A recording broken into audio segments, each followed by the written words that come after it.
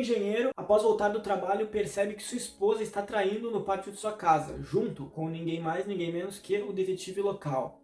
E com isso planeja um acerto de contas entre ele, ela e o detetive. No vídeo de hoje a gente vai falar sobre Um Crime de Mestre, de 2007, filme que depois de 15 anos está dando o que falar aí no catálogo da Netflix, com atores bastante recheados aí. Na verdade não são muitos atores, mas os que são de bastante expressão. Dirigido por Gregory Hoblit e roteirizado por Daniel Pine e Glenn Gibbs. O filme tem um pouco menos de 2 horas, na verdade 1h50 para ser mais exato.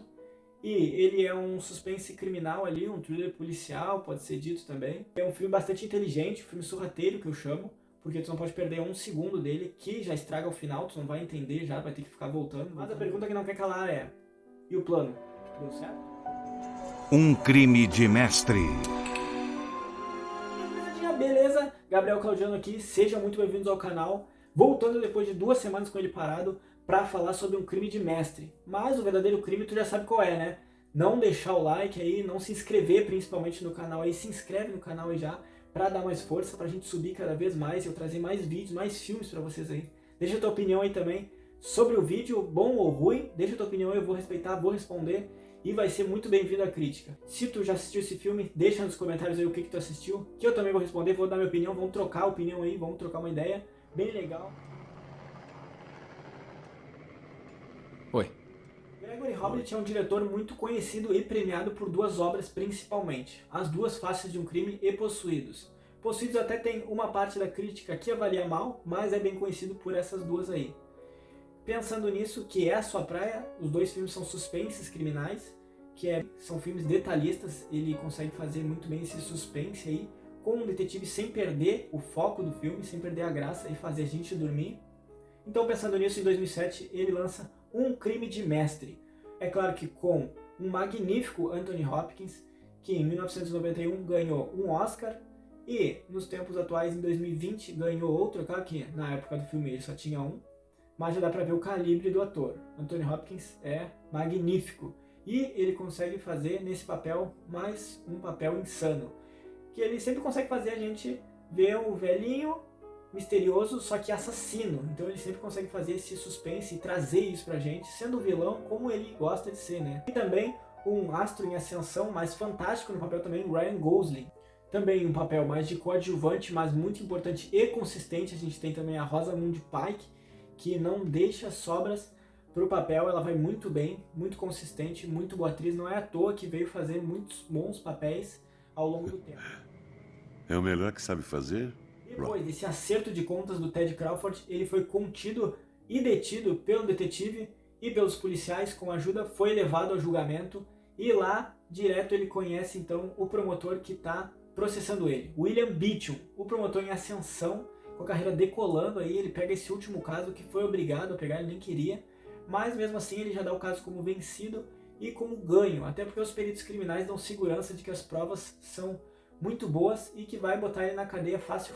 Isso só acaba caindo por terra no momento em que o Ted fala que vai ser o seu próprio advogado, dispensando um público e agindo por conta própria então.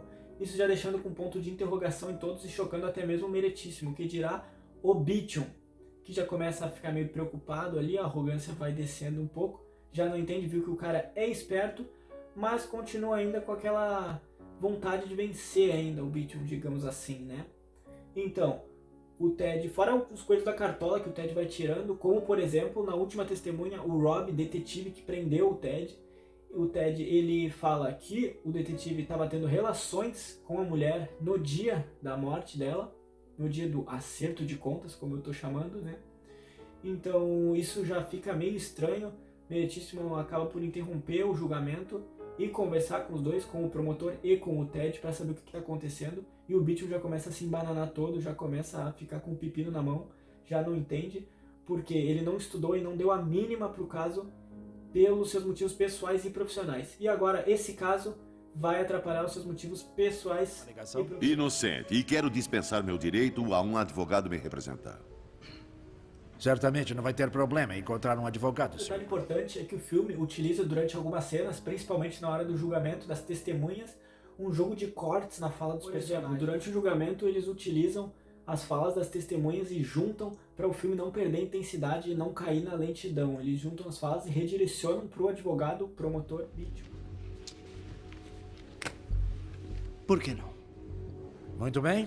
O caso irá a julgamento na primeira data Durante disponível. todo o filme a gente percebe que o Ted quer construir e consegue construir um labirinto na mente do Beecham. E isso a gente vai vendo ao longo do filme que ele vai conseguindo aos poucos.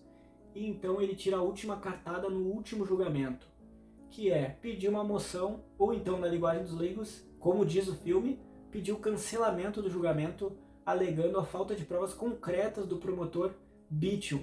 Ele consegue a absolvição, a meritíssima concede a ele, então ele volta para casa bem belo, largando a riada ainda pro Beecham e pro Rob, se vangloriando de ter ganhado o caso, até porque foi uma jogada de gênio, um crime de mestre mesmo, como é o nome do filme.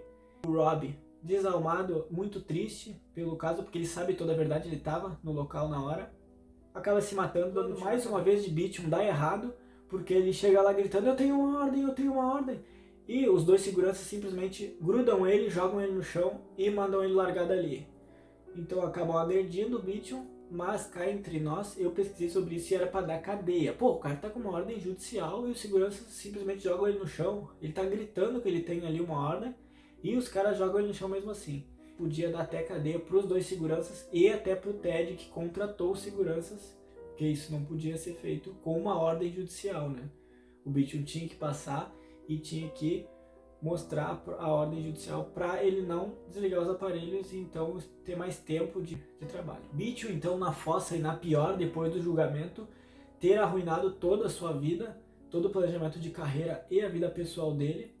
Então, numa confusão de troca de celulares com outro detetive ali que ele estava conversando na hora, vem aquela luz de gênio na cabeça e ele pensa como um verdadeiro detetive. Ele pensa no filme como ninguém pensou, que o Ted planejou trocar então as armas, já que o Rob estava na hora no local do assassinato.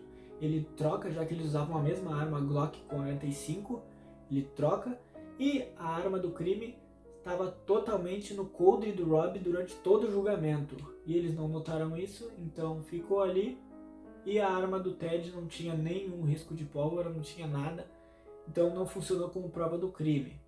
Ele pensa nisso e direto ele vai falar. A cena final então é de Ted e Beecham lado a lado ao tribunal novamente para um novo julgamento, já que Ted tinha sido absolvido do processo de tentativa de homicídio, mas agora que desligou os aparelhos, e esse foi o principal erro dele para não terminar como um crime de mestre, um verdadeiro crime de mestre, foi ter desligado os aparelhos e então agora ser processado novamente por Beecham, mas por homicídio doloso.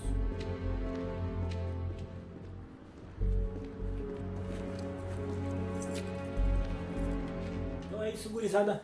Eu gostei bastante do filme, achei ele bem inteligente. A primeira vez eu não peguei o filme direito, na segunda eu já fixei melhor, mas eu gostei bastante, eu gosto desse filme, ainda mais um filme misterioso, mas não pelo fato de quem é o assassino e de como ele fez. Esse é o fator importante que dá ênfase ao filme, porque eu gosto. Então é isso aí, gurizada, um crime de mestre resumido aí pro canal, mais um filminho.